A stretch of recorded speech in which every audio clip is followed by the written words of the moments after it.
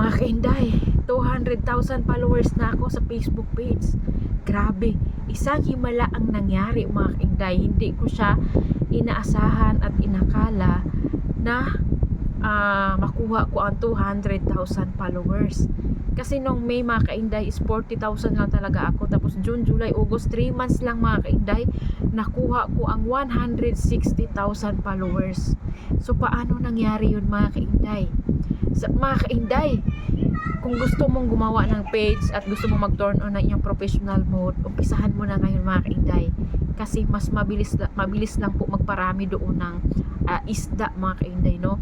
Yung mag-upload ka lang na mag-upload mga kainday, tapos kusa na silang lalapit sa'yo yung mga isda mga kainday. Kaya kung gusto mong umpisahan mo na ngayon, kung gusto mo mga kainday, no? Huwag mo nang patagalin mga kainday, kasi wala naman pong masamang subukan natin doon mga kainday, di ba? Kaya mga kainday, try and try lang, no? At saka mga kainday, sobrang saya ko talaga ngayon, kasi hindi ko naman akalain mga kainday na aabot ako ng 200,000. Nung umabot nga ako ng 100,000 followers, ang saya ko na. So ngayon pa kaya na umabot ako ng 200,000 followers, ang saya ko mga kainday. Kaya kayo dyan mga kainday, itry din ninyo mga kainday na gumawa ng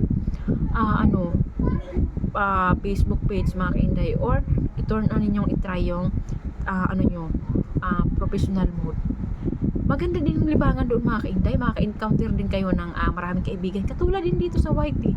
So ako mga kainday, ay inasikaso ko pa rin itong YT ko, kasi hindi ko siya pwedeng pabayaan mga kainday, kasi dito talaga ako nag-umpisa at dito ko kayo nakilala mga kainday. Marami pa rin akong kaibigan dito na patuloy sumuporta sa akin mga kainday. Kaya mga kainday, pag gusto nyo subukan doon sa kabila, upload lang kayo ng upload mga kainday, kasi alam ko mga kainday, kaya natin to. Try and try lang until we succeed mga kainday. So yun lang mga kainday. Thank you for watching.